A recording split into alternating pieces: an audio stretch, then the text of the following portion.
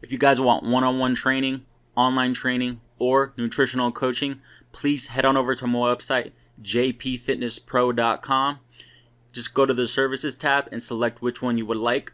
You can also subscribe to my newsletter and contact me through my website as well. If you haven't already, please subscribe to my YouTube channel and click the notification bell so you never miss a video. Thanks. Today's video is going to be about different rep ranges and their benefits and why each one has a specific role. Sometimes I'll see people do videos and they'll try and make a reason for certain things when certain things just aren't good, or there's not a reason to do them, or the only real reason would be adherence. Maybe someone likes to do them. And to me, I guess that's a reason, but you could say that about absolutely anything. You could say, I love my form of exercise, beating myself in the head with an Olympic barbell. That's my form of workout, and that's the only workout I love doing. Okay, but that's not going to get you any results, and no one gives a shit. But that's just an exaggeration. But what I'm trying to say is that this video actually has reasons why I think each rep range has a specific role, and there's actually a lot of objective data to back up these points. So I'm going to break it up into 1 to 6 rep ranges, 7 to 15, and then 16 plus. So let's start with 1 to 6.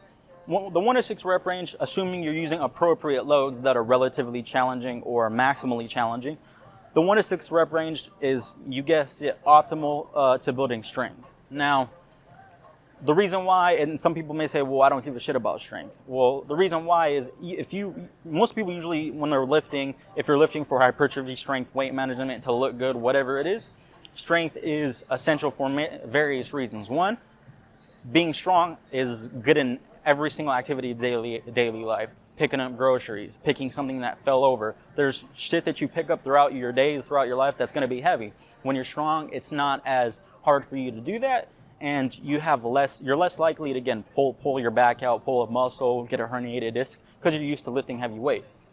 So, but also, some people just care about strength. You just want to get stronger. You need to train in that 1 to 6 rep range. Strength is, especially all the data, all the scientific research has shown that strength is very specific. If you're not training with heavy weights at some point in your training, you're leaving a lot of strength gains on the table. You're not maximizing the benefits that you're reaping from your workouts if you're not training in those lower rep ranges at all. So again, if your ultimate goal is strength, you need to train in those 1 to 6 rep ranges. Now, some of you may say, okay, well, my goal is hypertrophy. I just want to look good. I still recommend some of your training be in the 1 to 6 rep ranges. Why? Is that when you get stronger, you can lift more weight sub-maximally. So for example, if your 5 rep max goes up or your 3 reps max goes up, I absolutely guarantee your 10 rep max is going to go up. And that's, what do you think that is? The 9 to 12 rep range or 8 to 12 rep range is typical bodybuilder rep range, or a good rep range to accumulate volume, which when you have an increase of volume over time, volume dictates the magnitude of adaptation, so you make more gains. So again, if your goal is hypertrophy, even if you don't care about strength, if you want to maximize hypertrophy, I still recommend you include some heavier training into your routine. So those are the benefits of strength training. And again, on every single rep range, adherence is a good one. If you just love picking up heavy shit, that's another good reason there as well. Now, the next rep range is the 7 to 15 rep range. Now, there's not a crazy ton amount of benefits in this rep range. There are some though, but the main reason why I like this rep range is it's a good rep range to accumulate volume for every type of lifter. Whether you're a beginner, and it's especially good for beginners, or whether you're an advanced athlete, the 7 to 15 rep range is really good for just to accumulate volume. And again, if you're intelligently increasing volume over time, then you're going to get more gains. Again, hypertrophy is directly correlated to training volume to an extent. Obviously, you can't do 100 sets of bicep curls. That's probably going to have a negative effect on the results that you see. But if you're intelligently increasing volume over time, you're going to see more and more results. So the thing is, when you train, there was a study done with Brad Schoenfield where he compared powerlifting rep ranges and rest periods, so really heavy weight, versus bodybuilding rep ranges and shorter rest periods. So it was longer rest periods, heavier weight, bodybuilding rep ranges, so moderately heavy weight, and then shorter rest periods. And then he held volume constant between two groups. They both made the exact same gains, which you may say, okay, well, if you can make the exact same gains on heavier weight, then how is 7 to 15 reps better? Now, the kind of devil's in the details is the group that did the powerlifting style. At the end of the study, they were extremely burnt out. And because they had a whole volume constant, they couldn't let anyone do more or less. They had to keep them doing the same amount of volume. So to match volume, the powerlifting group had to do a lot of sets. And doing a lot of sets with heavy weight, I mean, that's a recipe for overtraining. So they said they were burnt out, they were done. It was extremely hard, and it caused them a lot of wear and tear. Now, for the bodybuilding group that did the bodybuilding style, they felt like they could have done a lot more. They said that they didn't feel too, they didn't feel like that was that hard, they seen equal gains. So the fact that they could have done more, again, they didn't let them do more because they had a whole volume constant. The fact that they could have done more says a lot. So again, if you're heavyweight, and that's why I have this barbell right here, heavyweight, if you're doing heavy compounds, heavyweight's good. But again, the 7 to 15 rep range is a good rep range to accumulate volume. It's when you multiply reps times sets times weight and you get that number, that overall volume that you're going to get once you have a proper stimulus, you're training relatively close to failure. It's going to help you easily rack up volume, which is going to let you get more gains. Now, there's a couple small reasons why I think this is a good rep range too. Is one, it's good for beginners, because beginners, you shouldn't be training ridiculously heavy anyways, because their technique's probably not good. Bad technique with heavy weight, I mean, that's pretty obvious. If you don't understand how that's not good, then I don't know what to tell you. Now, the second reason why I don't like training super high rep ranges with beginners is that when you go really high rep ranges, for you to get equal gains, you have to train a failure. So taking a beginner who hasn't worked out and train them to failure, again, that's not good. I've worked with people that I didn't even get to failure, and they're like, okay, this is hard, I guarantee you, if you try to take a beginner to failure on every single set, they're going to want to throw up, they're going to feel dizzy, they're going to feel all types of stuff.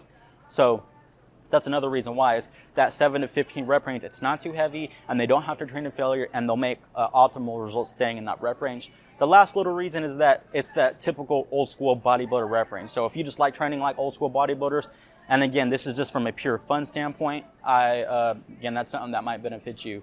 Now, the last rep range is 16 plus reps, and that could be 16 plus all the way to 100 reps. So the reason why I like these rep ranges is that 16 plus reps, one, in comparison to heavy reps, or in comparison to heavyweight or moderately heavy weights, sometimes, again, like deadlifts, for example, right here, deadlifts can kind of beat you up a lot. If you're doing heavy deadlifts consistently, if you do any type of heavy work, you realize that heavy work, it's a lot more stress on your ligaments, joints, tendons, your muscle tissue, all over the place. If you're consistently, if all your work's heavy work, you're gonna feel beat up. You're increasing your chance for your risk of injuries gonna go up. So doing high repetitions at some points through your training, not all your training, can kind of give your joints, tendons, and ligaments a break from just consistently training heavy all the time. You're just nonstop doing heavy work. So that's one reason why I like rep ranges. Is they just, on everything else, they on your joints, ligaments, and tendons, they just kind of give them a break, but you can still get some work in. The second thing is that you can still gain optimal results in regards to hypertrophy with high repetitions. Now, if you didn't know, one of the components that you can control as an individual that helps you get stronger is how much muscle mass you have.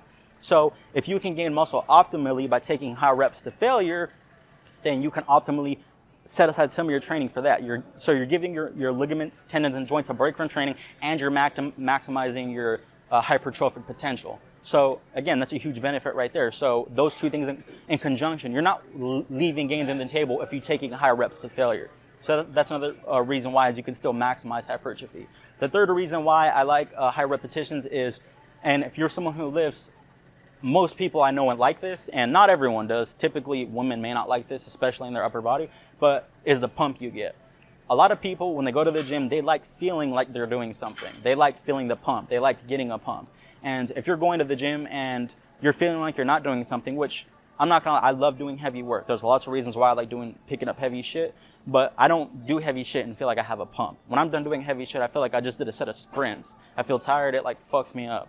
But with higher repetition work, you get crazy pumps, and it's like, oh man, you feel like you're making gains. And if you feel like you're making gains, this has been shown in a study before that the placebo effect is real, and that you can make more gains if you just believe you're going to make more gains. So, and then it just makes you want to go to the gym more. So So that last point is just that a lot of people like getting a pump, and you can't really get a pump with lower rep ranges. You can do that with higher rep ranges easily. So those are the benefits of the rep ranges. Again, some examples: deadlifts, some heavy deadlifts, you probably get beat up. High rep hammer curls, that's why I have the dumbbells here, are a good example of something that if you do high rep, you'll get a crazy pump with them. Yep, so those are the benefits of the rep range. So if you guys have any questions, comments, please post them down below. I'll see you guys in the next video. Peace.